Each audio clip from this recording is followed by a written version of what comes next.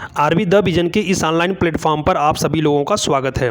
आज के इस वीडियो में हम लोग 1 फरवरी से 15 फरवरी तक के महत्वपूर्ण करंट अफेयर्स को देखेंगे। तो आइए देखते हैं इन महत्वपूर्ण प्रश्नों को।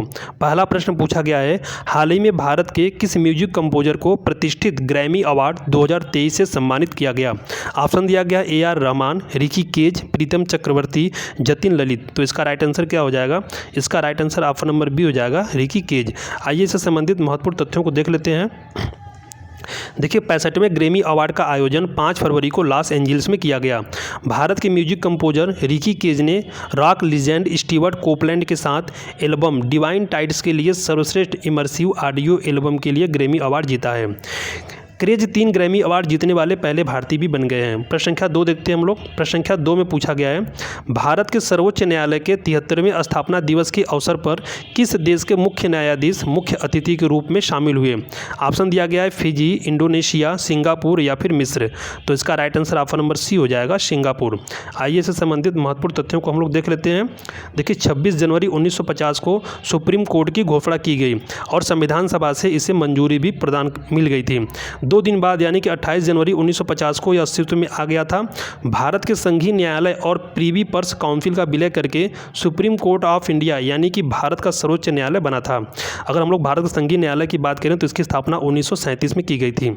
4 फरवरी को स्थापना दिवस समारोह में सिंगापुर के सुप्रीम कोर्ट के मुख्य न्यायाधीश जस्टिस सुंदरेश मेनन इसमें मुख्य अतिथि के तौर पर शामिल हुए। सर्वोच्च न्यायालय के स्थापना के 73वें वर्ष पहली बार इसकी स्थापना दिवस सार्वजनिक रूप से मनाया गया है। ये बहुत ही इंपॉर्टेंट पॉइंट्स है क्योंकि पहली बार इसकी स्थापना दिवस इस तरह से मनाया गया है। सिंगापुर के मुख्य न्यायाधीश ने role of judiciary in changing world पर एक व्याख्यान भी दिया। प्रश्न संख्या हम लोग 3 देखते हैं। इसमें पूछा गया है कि हाल ही में किस देश ने अंतर्राष्ट्रीय सौर गठबंधन फ्रेमवर्क पर हस्ताक्षर किया है? ऑप्शन दिया गया ऑस्ट्रेलिया, जर्मनी, कांगो गणराज्य या फिर दक्षिण सूडान। तो राइट आंसर क्या हो जाएगा? Right answer option number C हो जाएगा, कांगो गणराज्य। आइए इससे संबंधित कुछ महत्वपूर्ण तथ्यों को देख लेते हैं हम लोग। देखिए यह संधि आधारित अंतर सरकारी संगठन है जिसका प्राथमिक कार्य वित्त पोषण एवं प्रौद्योगिकी की लागत को कम करके विकास को बढ़ावा देना है। यह one sun one world one grid को लागू करने हेतु नोडल एजेंसी है। यह भारत के प्रधानमंत्री और फ्रांस के राष्ट्रपति द्वारा 30 नवंबर 2015 को फ्रांस COP यानी कि कॉन्फ्रेंस ऑफ पार्टीज 21 में 121 सौर संसाधन समृद्ध देशों के साथ शुरू किया गया था। इसका मुख्यालय हरियाणा के गुरुग्राम में स्थित है। प्रश्न संख्या 4 देखते हैं हम लोग। प्रश्न संख्या 4 में पूछा गया है कि हाल ही में भारत का केंद्रीय बजट 2023-24 पारित किया गया। बजट से संबंधित निम्नलिखित कथनों पर विचार कीजिए। पहला ऑप्शन इसमें दिया गया, कुछ कथन दिए गए हैं। पहला कथन दिया गया कि बजट अनुमान 2023-24 में कुल व्यय 45,03,097 करोड़ रुपए अनुमानित है। सरकार ने आदिवासियों के लिए विशेष स्कूलों हेतु 15,000 करोड़ रुपए का प्रावधान किया है। तीसरा स्टेटमेंट दिया गया है कि वर्ष 2047 तक एनीमिया को खत्म करने का लक्ष्य रखा गया है। रेलवे के लिए 2.40 लाख करोड़ रुपए की पूंजीगत निधि का प्रावधान किया गया है। ये 4 कथन दिए गए हैं। अब यहाँ पे ऑप्शन दिए गए आपके कि इस उपरोक्त में से कौन सा या कौन से कथन सही है? केवल 1 और 2, केवल 2 और 3, उपरोक्त सभी।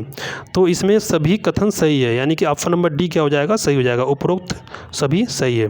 आइए हम लोग अगला प्रश्न देखते हैं। प्रश्न संख्या 5, इसमें पूछा गया है कि बजट 2023-24 में किस राज्य के सूखा प्रभावित क्षेत्रों के लिए वित्तीय सहायता प्रदान करने की बात कही गई है? ऑप्शन दिया गया है कर्नाटक, उत्तर प्रदेश, मध्य प्रदेश या फिर महाराष्ट्र। तो इसका राइट आंसर क्या हो जाएगा? इसका राइट आंसर ऑप्शन नंबर ई हो जाएगा, कर्नाटक। इस बार के बजट में कर्नाटक के सूखा प्रभावित क्षेत्रों के लिए वित्तीय सहायता प्रदान करने की बात कही गई है। प्रश्न संख्या 6 देखते हैं हम लोग। प्रश्न संख्या 6 में पूछा गया है कि भारत को श्री अन्न के लिए वैश्विक केंद्र बनाने के उद्देश्य से कहाँ पर एक उत्कृष्टता केंद्र की स्थापना की जाएगी? ऑप्शन दिया गया नई दिल्ली, देहरादून, कानपुर या फिर हैदराबाद। तो इसका राइट आंसर हो जाएगा ऑप्शन नंबर डी, हैदराबाद। देखिए मोटे अनाजों को श्री अन्न के नाम से भी संबोधित किया गया है।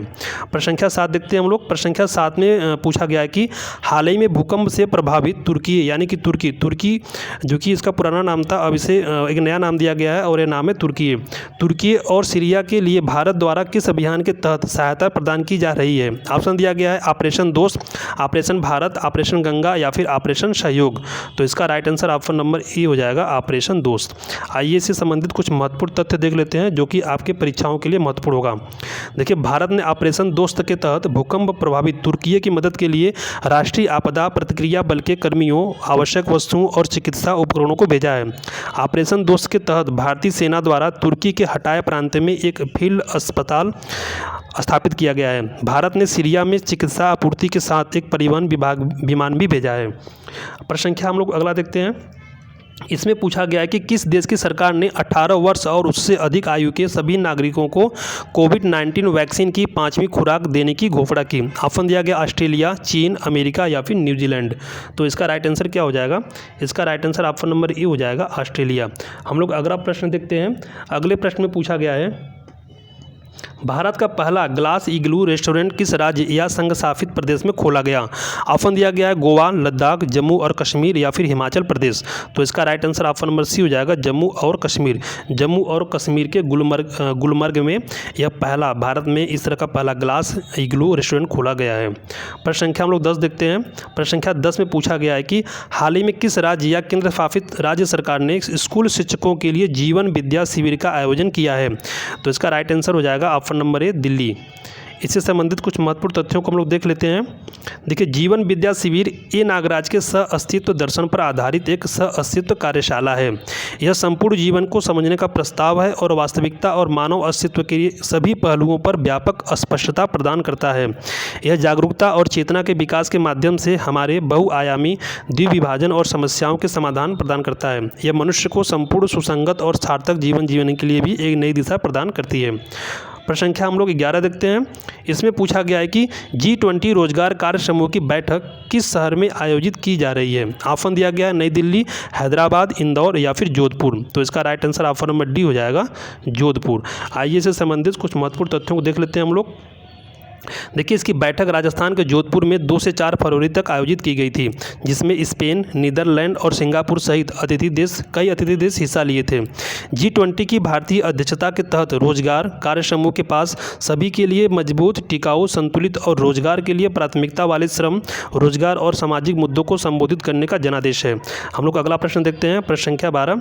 इसमें पूछा गया है कि हाल ही में किस राज्य सरकार ने लाडली बहना योजना की घोषणा की? ऑप्शन दिया गया मध्य प्रदेश, छत्तीसगढ़, पंजाब या फिर झारखंड। तो इसका right answer option number A हो जाएगा, मध्य प्रदेश। मध्य प्रदेश राज्य सरकार द्वारा इस योजना की घोषणा की गई है। प्रश्न संख्या 13 देखते हैं हम लोग। प्रश्न संख्या 13 में पूछा गया है कि फुटबॉल एशियाई कप 2023 की मेजबानी कौन देश करेगा? ऑप्शन दिया गया है सऊदी अरब, कतर, इंडोनेशिया या फिर जापान। तो 2023 का जो एशिया कप होगा वो इसकी मेजबानी करेगा कतर। अगर हम लोग बात करें 2027 की, तो उसकी मेजबानी करेगा सऊदी अरब। ये 2027 के लिए है। प्रश्न संख्या 14 देखते हैं हम लोग। प्रश्न संख्या 14 में पूछा गया है कि हाल ही में एशिया की सबसे बड़ी हेलीकॉप्टर फैक्ट्री कहां पर स्थापित की गई है? ऑप्शन दिया गया महाराष्ट्र, उत्तर प्रदेश, कर्नाटक या फिर आंध्र प्रदेश। तो इसका राइट आंसर क्या हो जाएगा? इसका right answer option number C हो जाएगा, कर्नाटक। आइए इससे संबंधित कुछ महत्वपूर्ण तथ्यों को देख लेते हैं। देखिए, भारत के प्रधानमंत्री नरेंद्र मोदी ने एशिया की सबसे बड़ी हेलीकॉप्टर फैक्ट्री को देश को समर्पित किया है और यह फैक्ट्री कर्नाटक के तुमकुरू में स्थित है, जो कि हिंदुस्तान एरोनॉटिक्स लिमिटेड के अंतर्गत आती है। आप लोगों को इसको भी याद रखना है कि ये किसके द्वारा बनाया गया, तो ये कौन है? Hindustan aeronautics limited. ठीक है। कर्नाटक में बनी यह फैक्ट्री 615 एकड़ में फैली हुई है, जो कि एशिया की सबसे बड़ी फैक्ट्री है। रक्षा मंत्रालय के अनुसार इस फैक्ट्री में हर साल 30 हेलीकॉप्टरों का निर्माण होगा और इस फैक्ट्री में लाइट कॉम्बैट हेलीकॉप्टर और इंडियन मल्टी रोल हेलीकॉप्टर यानी कि IMRH के निर्माण किए जाएंगे। आने वाले समय में इस फैक्ट्री से निर्यात की भी आपूर्ति की जाएगी। इससे भारत को हेलीकॉप्टरों की अपनी संपूर्ण आवश्यकता को स्वदेशी रूप से पूरा करने में सक्षम बनने में मदद मिलेगी और भारत में हेलीकॉप्टर डिजाइन, विकास और निर्माण में आत्मनिर्भरता का गौरव भी प्राप्त होगा। आइए प्रश्न संख्या हम लोग 15 देखते हैं। प्रश्न संख्या 15 में पूछा गया है, व्यवसाय की दुनिया में उल्लेखनीय उपलब्धियों के लिए हुरून अवार्ड 2022 से किसे सम्मानित किया गया? इसका 4 ऑप्शन दिया गया, BP Nand Kumar, Swati Singh, Ricky cage या फिर इनमें से कोई नहीं। तो इसका राइट आंसर हो जाएगा BP नंद कुमार। प्रश्न संख्या 16 देखते हैं हम लोग। प्रश्न संख्या 16 में पूछा गया है, G20 के तहत पर्यटन कार्य समूह की पहली बैठक कहाँ आयोजित की गई? ऑप्शन दिया गया गुजरात, महाराष्ट्र, केरल या फिर मध्य प्रदेश। तो इसका राइट आंसर क्या हो जाएगा? इसका राइट आंसर हो जाएगा option number A, Gujarat.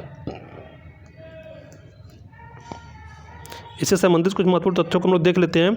Bharat के G20 अध्यक्षता के तहत गुजरात के कच्छ के रण में 7 से 10 फरवरी को आयोजित पहले पर्यटन कार्य समूह की बैठक आयोजित हुई। बैठक में 2 साइड इवेंट, एक उद्घाटन सत्र, 5 पहचानी गई प्राथमिकताओं पर कार्य समूह की 2 दिवसीय बैठकें की गई थी और कई द्विपक्षीय बैठकें भी की गई, जिसमें कुछ भ्रमण दौरे भी शामिल थे। प्रश्न संख्या हम लोग 17 देखते हैं। इसमें पूछा गया है कि किस भारतीय विश्वविद्यालय को दुनिया की पहली लिविंग हेरिटेज यूनिवर्सिटी का दर्जा प्राप्त होगा। ऑप्शन दिया गया लेह विश्वविद्यालय, काशी हिंदू विश्वविद्यालय, विश्व भारती विश्वविद्यालय या फिर जवाहरलाल नेहरू विश्वविद्यालय। तो इसका राइट आंसर हो जाएगा ऑप्शन नंबर सी, विश्व भारती विश्वविद्यालय। आइए इससे संबंधित कुछ महत्वपूर्ण तथ्यों को हम लोग देख लेते हैं। देखिए, विश्व भारती विश्वविद्यालय की अगर हम लोग बात करें तो इसकी स्थापना वर्ष 1921 में रविन्द्रनाथ टैगोर द्वारा की गई थी। यह पश्चिम बंगाल के शांति निकेतन में स्थित है। मई 1922 में जब तक विश्व भारती सोसाइटी को एक संगठन के रूप में पंजीकृत नहीं किया गया था, तब तक इसका नाम नोबेल पुरस्कार विजेता रविन्द्रनाथ टैगोर के नाम पर ही रखा गया था। वर्ष 1951 में केंद्रीय अधिनियम के माध्यम से केंद्रीय विश्वविद्यालय का दर्जा इसे प्रदान किया गया। यह एकमात्र ऐसा विश्वविद्यालय है जिसके कुलपति प्रधानमंत्री हैं। प्रश्न संख्या हम लोग 18 देखते हैं। प्रश्न संख्या 18 में पूछा गया है, हाल ही में कौन सा देश अंतर्राष्ट्रीय सौर गठबंधन का पूर्ण सदस्य बना। ऑप्शन दिया गया ब्राजील, वियतनाम, रूस या फिर इनमें से कोई नहीं। तो इसका right answer option number A हो जाएगा ब्राजील। ब्राजील अभी हाल ही में अंतर्राष्ट्रीय सौर गठबंधन का पूर्ण सदस्य बन गया है। चलिए प्रश्न संख्या 19 देखते हैं हम लोग। प्रश्न संख्या 19 में पूछा गया है कि आइस हॉकी चैंपियनशिप 2023 का खिताब किसने जीता। ऑप्शन दिया गया CRPF, ITBP, SSB या फिर BSF। तो इसका right answer option number B हो जाएगा ITBP। प्रश्न संख्या 20 देखते हैं हम लोग। प्रश्न संख्या 20 में पूछा गया है कि किस देश को मार्च 2023 से झारखंड के गोड्डा बिजली संयंत्र से बिजली की आपूर्ति की जाएगी। ऑप्शन दिया गया नेपाल, बांग्लादेश, अफगानिस्तान या फिर म्यांमार। तो इसका right answer option number B हो जाएगा बांग्लादेश। बांग्लादेश को मार्च 2023 से झारखंड के गोड्डा बिजली संयंत्र से बिजली की आपूर्ति की जाएगी। प्रश्न संख्या हम लोग 21 देखते हैं। इसमें पूछा गया है कि भारत ने किस देश के साथ initiative on critical and emerging technologies की शुरुआत की। ऑप्शन दिया गया जर्मनी, फ्रांस, अमेरिका या फिर ऑस्ट्रेलिया। तो इसका राइट आंसर क्या हो जाएगा। इसका right answer option number C हो जाएगा अमेरिका। आइए हम लोग अगला प्रश्न देखते हैं। प्रश्न संख्या 22। प्रश्न संख्या 22 में पूछा गया है, हाल ही में जनवरी महीने की ICC men's player of the month award से किस खिलाड़ी को सम्मानित किया गया। ऑप्शन दिया गया है रोहित शर्मा, जो रूट, शुभमन गिल या फिर बाबर आजम। तो इसका राइट आंसर क्या हो जाएगा। इसका right answer option number C हो जाएगा शुभमन गिल को। प्रश्न संख्या 23 देख लेते हैं हम लोग। प्रश्न संख्या 23 में पूछा गया है कि हाल ही में किस देश ने साइक्लोन ग्रेवियल के कारण राष्ट्रीय आपातकाल की घोषणा की। ऑप्शन दिया गया न्यूजीलैंड, ऑस्ट्रेलिया, जर्मनी या फिर मैक्सिको। तो इसका सही जवाब हो जाएगा ऑप्शन नंबर ए न्यूजीलैंड। प्रश्न संख्या हम लोग 24 देखते हैं। प्रश्न संख्या 24 में पूछा गया है, प्रश्न संख्या 24 पूछा गया कि 12वें विश्व हिंदी सम्मेलन का आयोजन कहाँ किया जा रहा है। ऑप्शन दिया गया इंडोनेशिया, मॉरिशस, फिजी या फिर कनाडा। तो इसका right answer option number C हो जाएगा फिजी। आइए से संबंधित कुछ महत्वपूर्ण तथ्यों को हम लोग देख लेते हैं। फिजी द्वीप समूह गणराज्य के शहर नांदी में 12वें विश्व हिंदी सम्मेलन का आयोजन 15 फरवरी से 17 फरवरी तक किया जा रहा है। हम लोग अगला प्रश्न देखते हैं। इसमें पूछा गया है, हाल ही में स्वस्थ मन स्वस्थ घर किस मंत्रालय द्वारा शुरू किया गया। स्वास्थ्य एवं परिवार कल्याण मंत्रालय, शिक्षा मंत्रालय, गृह मंत्रालय या फिर इनमें से कोई नहीं। तो इसका सही जवाब हो जाएगा ऑप्शन नंबर ए स्वास्थ्य एवं परिवार कल्याण मंत्रालय। देखिए, इससे कुछ संबंधित महत्वपूर्ण तथ्य हैं, उसे देख लेते हैं हम लोग। स्वस्थ मन स्वस्थ घर नवंबर 2022 से अक्टूबर 2023 तक चलने वाला 1 वर्ष का अभियान है। यह आज़ादी का अमृत महोत्सव मनाने के लिए स्वास्थ्य एवं परिवार कल्याण मंत्रालय द्वारा शुरू किया गया है। हम लोग अगला प्रश्न देख लेते हैं। इसमें पूछा गया है, हाल ही में भारत, फ्रांस और किस देश ने मिलकर त्रिपक्षीय ढांचे के तहत सहयोग के क्षेत्रों की घोषणा की है। ऑप्शन दिया गया है ऑस्ट्रेलिया, अफगानिस्तान, संयुक्त अरब अमीरात या फिर जापान। तो इसका राइट आंसर क्या हो जाएगा। इसका राइट आंसर ऑप्शन नंबर हो जाएगा सी संयुक्त अरब अमीरात यानी कि UAE। प्रश्न संख्या 27 देखते हैं हम लोग। प्रश्न संख्या 27 में पूछा गया है, हाल ही में भारत और किस देश की अंतरिक्ष एजेंसी द्वारा निसार उपग्रह को लॉन्च करने की घोषणा की गई है। ऑप्शन दिया गया अमेरिका, रूस, जापान या फिर जर्मनी। तो इसका राइट आंसर हो जाएगा ऑप्शन नंबर ए अमेरिका। देखिए, इससे संबंधित कुछ महत्वपूर्ण तथ्य हैं। देखिए, भारत की स्पेस एजेंसी इसरो और अमेरिका के स्पेस एजेंसी नासा के द्वारा इसे लॉन्च किया जाएगा और इसे सितंबर 2023 में लॉन्च किया जाएगा, जो कि भारत से ही लॉन्च किया जाएगा। चलिए प्रश्न संख्या हम लोग 28 देखते हैं, इसमें पूछा गया है कि हाल ही में किस राज्य सरकार द्वारा आर्द्र भूमि प्रजातियों को प्रदर्शित करने हेतु एक राष्ट्रीय उद्यान के अंदर चिड़ियाघर बनाने का प्रस्ताव पारित किया गया। ऑप्शन दिया गया राजस्थान, अरुणाचल प्रदेश, उत्तर प्रदेश या फिर मध्य प्रदेश। तो इसका राइट आंसर क्या हो जाएगा? इसका राइट आंसर ऑप्शन नंबर ई हो जाएगा, राजस्थान। देखिए, इससे संबंधित कुछ महत्वपूर्ण तथ्य हैं, उसको हम लोग देख लेते हैं। राजस्थान के भरतपुर में स्थित केवलादेव राष्ट्रीय उद्यान में एक आर्द्र भूमि और पक्षी अभयारण्य है। यह यूनेस्को के विश्व धरोहर स्थल में भी शामिल है। चिल्का झील और केवलादेव राष्ट्रीय उद्यान को वर्ष 1981 में भारत के पहले रामसर स्थलों के रूप में मान्यता दी गई थी। चिल्का झील कहाँ है? यह उड़ीसा में है। ठीक है, प्रश्न संख्या हम लोग 29 देखते हैं। प्रश्न संख्या 29 में पूछा गया है कि हाल ही में इलेक्ट्रॉनिक्स एवं आईटी मंत्रालय द्वारा डिजिटल पेमेंट उत्सव की शुरुआत की गई। यह कब से कब तक मनाया गया या मनाया जाएगा? तो इसमें 4 ऑप्शन दिए गए हैं। इसका राइट आंसर हो जाएगा ऑप्शन नंबर बी, 9 फरवरी से 9 अक्टूबर तक। प्रश्न संख्या 30 देखते हैं, इसमें पूछा गया है कि हाल ही में किस देश ने ऊर्जा संकट पर देश में आपदा की स्थिति की घोषणा की? दक्षिण अफ्रीका, श्रीलंका, सीरिया या फिर फ्रांस? तो इसका राइट आंसर ऑप्शन नंबर ई हो जाएगा, दक्षिण अफ्रीका। प्रश्न संख्या 31 देखते हैं हम लोग। प्रश्न संख्या 31 में पूछा गया है कि हाल ही में पहली बार भारत के किस राज्य या केंद्र शासित प्रदेश में लिथियम के भंडार प्राप्त हुए हैं? तो इसका right answer option number C हो जाएगा, जम्मू और कश्मीर। जम्मू और कश्मीर राज्य संघ शासित प्रदेश में पहली बार, या हम लोग बात करें पूरे भारत में पहली बार लिथियम के भंडार प्राप्त हुए हैं।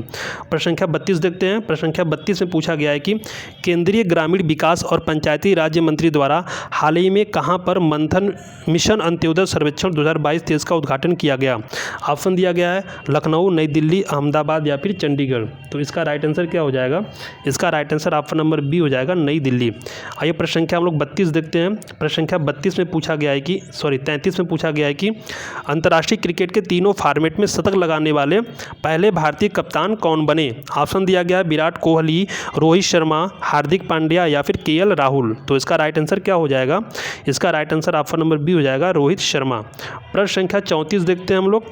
प्रश्न संख्या 34 में पूछा गया है हाल ही में किस देश ने अपना पहला भूमिगत वायुसेना अड्डा ईगल 44 का निर्माण किया? ऑप्शन दिया गया है जापान, संयुक्त अरब अमीरात, ईरान या फिर यूक्रेन। तो इसका right answer option number C हो जाएगा, ईरान।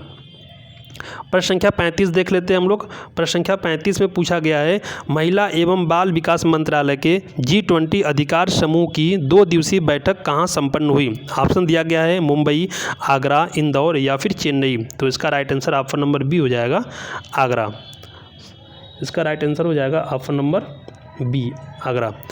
चलिए, इससे संबंधित कुछ महत्वपूर्ण तथ्य हैं, उसको हम लोग देख लेते हैं। महिलाओं के आर्थिक प्रतिनिधित्व के अधिकारिता और प्रगति के लिए G20 अलायंस G20 व्यापार जगत के नेताओं और सरकारों का एक गठबंधन है। इसका उद्देश्य निजी क्षेत्र में महिलाओं के नेतृत्व और सशक्तिकरण में तेजी लाना है। हम लोग अगला प्रश्न देखते हैं। इसमें पूछा गया है कि हाल ही में विश्व सरकार शिखर सम्मेलन 2023 का आयोजन कहाँ किया गया? ऑप्शन दिया गया दुबई, नई दिल्ली, बीजिंग या फिर बर्लिन। तो इसका राइट आंसर क्या हो जाएगा? इसका right answer option number A हो जाएगा, दुबई। इससे संबंधित कुछ महत्वपूर्ण तथ्य हैं, उसको देख लेते हैं। विश्व सरकार शिखर सम्मेलन दुबई में प्रतिवर्ष आयोजित होने वाला एक वैश्विक मंच है। यानी ये प्रत्येक वर्ष होता है। और कहाँ होता है? ये होता है हर बार दुबई में ही होता है। और इस वर्ष का थीम क्या है? तो इस वर्ष का थीम है शेपिंग फ्यूचर गवर्नमेंट। अगला प्रश्न देखते हैं हम लोग, क्वेश्चन नंबर 37। इसमें पूछा गया है कि संस्कृति मंत्रालय भारत सरकार द्वारा राष्ट्रीय संस्कृति महोत्सव 2023 कहाँ शुरू किया गया? ऑप्शन दिया गया हैदराबाद, कोलकाता, मुंबई या फिर गांधीनगर। तो इसका राइट आंसर क्या हो जाएगा? इसका राइट आंसर हो जाएगा option number C, Mumbai. Mumbai में राष्ट्रीय संस्कृति महोत्सव 2023 का उद्घाटन किया गया और इस महोत्सव का आयोजन संस्कृति मंत्रालय भारत सरकार द्वारा 11 से 19 फरवरी तक सांस्कृतिक आदान प्रदान के माध्यम से राष्ट्रीय एकता और अखंडता को बढ़ावा देने के लिए किया जा रहा है। हम लोग अगला प्रश्न देखते हैं। अगले प्रश्न में पूछा गया है कि खेलो इंडिया विंटर गेम्स 2023 का आयोजन कहाँ किया गया? ऑप्शन दिया गया जम्मू और कश्मीर, यहाँ गलत हो गया है, कश्मीर हो जाएगा, हिमाचल प्रदेश, उत्तराखंड या फिर सिक्किम। तो जो खेलो इंडिया विंटर गेम्स 2023 है, यह हुआ था जम्मू और कश्मीर में। प्रश्न संख्या हम लोग 38 देख लेते हैं। प्रश्न संख्या 39 में पूछा गया है, प्रश्न संख्या 39, इसमें पूछा गया है कि खेलो इंडिया यूथ गेम्स 2022-23 का चैंपियन कौन सा राज्य बना? ऑप्शन दिया गया हरियाणा, महाराष्ट्र, मध्य प्रदेश या फिर केरल। तो इसका राइट आंसर क्या हो जाएगा? इसका right answer option number B हो जाएगा, महाराष्ट्र। आइए इससे संबंधित कुछ महत्वपूर्ण तथ्यों को देख लेते हैं हम लोग। देखिए, खेलो इंडिया यूथ गेम्स की मेज़बानी मध्य प्रदेश द्वारा 31 जनवरी से 11 फरवरी तक किया गया और यह खेलो इंडिया यूथ गेम्स का 5वां संस्करण था। पहली बार पानी के खेल अर्थात कयाकिंग, कैनोइंग, कैनो सलाम और फेसिंग खेलो इंडिया गेम्स के इस संस्करण का हिस्सा बने। इस खेल में महाराष्ट्र 56 स्वर्ण सहित 161 पदक जीतकर पदक तालिका में पहले स्थान पर रहा, जबकि हरियाणा 41 स्वर्ण सहित 128 पदकों के साथ दूसरे स्थान पर रहा। बात करें मेजबान मध्य प्रदेश की तो वह इस तालिका में तीसरे स्थान पर रहा। हम लोग अगला प्रश्न देखते हैं। प्रश्न संख्या 40 इसमें पूछा गया है, हाल ही में अमृतपेक्स 2023 राष्ट्रीय डाक टिकट प्रदर्शनी का उद्घाटन किसके द्वारा किया गया? ऑप्शन दिया गया निर्मला सीतारमण, नरेंद्र मोदी, द्रौपदी मुर्मू या फिर राजनाथ सिंह। यहाँ पे सही रहेगा, गलत हो गया है। तो इसका राइट आंसर क्या हो जाएगा? इसका राइट आंसर हो जाएगा option number B, Narendra Modi. चलिए अगला प्रश्न देखते हैं हम लोग। अगले प्रश्न में पूछा गया है कि किस राज्य के चुनाव में शरणार्थी के रूप में बसे रियांग आदिवासी समूह के मतदाता भाग लेंगे? ऑप्शन दिया गया मणिपुर, नागालैंड, मेघालय या फिर त्रिपुरा। तो इसका राइट आंसर हो जाएगा ऑप्शन नंबर डी, त्रिपुरा। देखिए, पूर्वोत्तर के 3 राज्यों में यहाँ पे विधानसभा चुनाव होने वाले हैं, जिसमें नागालैंड, मेघालय और त्रिपुरा में चुनाव होने वाले हैं। कुछ महत्वपूर्ण तथ्यों को हम लोग देख लेते हैं। त्रिपुरा विधानसभा चुनाव के मद्देनज़र निर्वाचन आयोग ने नो योर कैंडिडेट ऐप जारी किया है। आप लोग को इसको भी याद रखना है कि किस ऐप को लॉन्च किया गया है। तो नो योर कैंडिडेट, और किस राज्य के लिए लॉन्च किया गया है? तो त्रिपुरा के लिए लॉन्च किया गया है, जिसके माध्यम से वोटर अपने उम्मीदवारों को जान सकेंगे। चुनाव आयोग द्वारा त्रिपुरा विधानसभा चुनाव के लिए मिशन 929 भी लॉन्च किया गया। इसको भी आप लोगों को याद रखना है। हम लोग प्रश्न संख्या 41 देखते हैं। प्रश्न संख्या 42 इसमें पूछा गया है कि पीएम गतिशक्ति और नेशनल लॉजिस्टिक पॉलिसी पर सम्मेलन का आयोजन कहाँ किया जाएगा? ऑप्शन दिया गया है हैदराबाद, धर्मशाला, देहरादून या फिर भुवनेश्वर। तो इसका right answer option number D हो जाएगा, भुवनेश्वर। देखिए, कोयला मंत्रालय द्वारा उड़ीसा के भुवनेश्वर में 16 फरवरी से पीएम गति शक्ति और नेशनल लॉजिस्टिक पॉलिसी यानी कि आज से पर पूर्वी क्षेत्रीय सम्मेलन आयोजित किया जा रहा है। यह सम्मेलन झारखंड, पश्चिम बंगाल और बिहार में बुनियादी ढांचे के विकास के लिए समन्वय के लिए एकीकृत योजना के लिए आयोजित किया जा रहा है। हम लोग अगला प्रश्न देख लेते हैं। अगले प्रश्न में पूछा गया है कि प्रधानमंत्री नरेंद्र मोदी ने किस शहर में एशिया के सबसे बड़े एयर शो एरो इंडिया 2023 का उद्घाटन किया? ऑप्शन दिया गया लखनऊ, बेंगलुरु, विशाखापट्टनम या फिर जैसलमेर। तो इसका राइट आंसर क्या हो जाएगा? इसका right answer option number B हो जाएगा, बेंगलुरु। कर्नाटक के बेंगलुरु शहर में प्रधानमंत्री नरेंद्र मोदी ने एशिया के सबसे बड़े एरो शो एरो इंडिया 2023 का उद्घाटन किया है। देखिए, एरो इंडिया 2023 का 14वां संस्करण भारतीय रक्षा उत्पादन विभाग द्वारा 13 से 17 फरवरी तक बेंगलुरु कर्नाटक के येलयांका वायु सेना स्टेशन में आयोजित किया जा रहा है। हम लोग अगला प्रश्न देख लेते हैं। क्वेश्चन नंबर 44 इसमें पूछा गया है कि हाल ही में किस देश के संसदीय शिष्टमंडल ने भारत का दौरा किया? ऑप्शन दिया गया जाम्बिया, कनाडा, स्पेन या फिर ईरान। तो इसका right answer option number A हो जाएगा, जाम्बिया। जाम्बिया देश के संसदीय शिष्टमंडल ने भारत का दौरा किया और यह शिष्टमंडल भारत के संसद में भी गया था। प्रश्न संख्या 45 देखते हैं हम लोग। प्रश्न संख्या 45 को हम लोग देखते हैं। इसमें पूछा गया है कि G20 कृषि कार्य समूह की पहली बैठक कहाँ आयोजित किया गया? ऑप्शन दिया गया है इंदौर, नई दिल्ली, गाजियाबाद या फिर देहरादून। तो इसका राइट आंसर क्या हो जाएगा? इसका राइट आंसर हो जाएगा ऑप्शन नंबर ए, इंदौर। आइए इससे संबंधित कुछ महत्वपूर्ण तथ्यों को हम लोग देख लेते हैं। देखिए, G20 के सदस्य देशों के कृषि से जुड़े प्रतिनिधियों ने भारत के सबसे स्वच्छ शहर इंदौर में 3 दिन तक खेती किसानी से जुड़ी विभिन्न पहलुओं पर 13 से 15 फरवरी तक मंथन किया, जिसमें जलवायु परिवर्तन और खाद्य सुरक्षा जैसे ऐसे मुद्दों पर बात की गई जो पूरी दुनिया के लिए चुनौती बने हुए हैं। G20 एग्रीकल्चर वर्किंग ग्रुप की बैठक में भारत ने मुख्य तौर पर 4 मुद्दों पर सदस्य देशों के साथ बात की। इनमें खाद्य सुरक्षा और क्लाइमेट चेंज का एग्रीकल्चर पर असर के अलावा डिजिटल एग्रीकल्चर और छोटे किसानों को उत्पादन तक ही सीमित न रखकर वैल्यू चेन से जोड़ने का मुद्दा भी शामिल था। प्रत्येक वर्ष विश्व आर्द्रभूमि दिवस कब मनाया जाता है? ऑप्शन दिया गया 5 फरवरी, 2 फरवरी, 4 फरवरी या फिर 10 फरवरी। तो इसका right answer option number B हो जाएगा, यानी कि 2 फरवरी। देखिए, इससे संबंधित कुछ महत्वपूर्ण तथ्य है, उसे हम लोग देख लेते हैं। प्रत्येक वर्ष 2 फरवरी को अंतर्राष्ट्रीय स्तर पर आर्द्रभूमि के संदर्भ में जागरूकता और इसके संरक्षण हेतु विश्व आर्द्रभूमि दिवस मनाया जाता है। यह दिवस 2 फरवरी 1971 को ईरान के शहर रामसर में आर्द्रभूमि पर कन्वेंशन को अपनाने की तारीख को चिन्हित करता है और यह दिवस पहली बार वर्ष 1997 में मनाया गया था। हम लोग अगला प्रश्न देखते हैं। इसमें पूछा गया कि हाल ही में आंध्र प्रदेश राज्य सरकार द्वारा किसे नई राजधानी बनाए जाने की घोषणा की गई है। ऑप्शन दिया गया हैदराबाद, अमरावती, विशाखापट्टनम या फिर इनमें से कोई नहीं। तो इसका right answer option number C हो जाएगा, विशाखापट्टनम। यानी कि आंध्र प्रदेश की नई राजधानी क्या होगी, विशाखापट्टनम। प्रश्न संख्या 48 देखते हैं हम लोग। प्रश्न संख्या 48 में पूछा गया है कि हाल ही में किस भारतीय को ब्रिटेन में इंडिया यूके अचीवर्स द्वारा लाइफ टाइम अचीवमेंट अवार्ड से सम्मानित किया गया। ऑप्शन दिया गया नरेंद्र मोदी, मनमोहन सिंह, शशि थरूर या फिर अमित शाह। तो इसका right answer option number B हो जाएगा, मनमोहन सिंह। देखिए, पूर्व भारतीय प्रधानमंत्री डॉक्टर मनमोहन सिंह को उनके आर्थिक और राजनीतिक योगदान के लिए इंडिया यूके अचीवर्स ऑनर्स द्वारा लाइफ टाइम अचीवमेंट अवार्ड से सम्मानित किया गया। मनमोहन सिंह को यह अवार्ड राष्ट्रीय भारतीय छात्र और पूर्व छात्र संघ यूके द्वारा दिल्ली में सौंपा जाएगा। मनमोहन सिंह 2004 से लेकर के 2014 तक भारत के प्रधानमंत्री रहे। प्रश्न संख्या हम लोग 49 देखते हैं। प्रश्न संख्या 49 में पूछा गया है कि विजिट इंडिया ईयर 2023 की शुरुआत कहाँ की गई, नई दिल्ली, राजस्थान, गुजरात या फिर मध्य प्रदेश। तो इसका राइट आंसर क्या हो जाएगा, इसका राइट आंसर ऑप्शन नंबर ई हो जाएगा, नई दिल्ली। हम लोग क्वेश्चन नंबर 50 देखते हैं, यानी प्रश्न संख्या 50 जो आज का अंतिम प्रश्न है। इसमें पूछा गया है कि हाल ही में मैनुएला रोकाबोटे किस देश की पहली महिला प्रधानमंत्री बनी। ऑप्शन दिया गया डेनमार्क, फिनलैंड, इटली या फिर इक्वेटोरियल गिनी, इटली। तो इसका राइट आंसर ऑप्शन डी हो जाएगा, इक्वेटोरियल गिनी। क्योंकि यह इक्वेटोरियल गिनी की पहली महिला प्रधानमंत्री बनी है, इसलिए बहुत ही महत्वपूर्ण हो जाता है आपके एग्जाम पॉइंट ऑफ व्यू से। पूरा वीडियो देखने के लिए आप लोगों का बहुत बहुत धन्यवाद। वीडियो को शेयर करें, चैनल को सब्सक्राइब करें और कमेंट जरूर करें। धन्यवाद।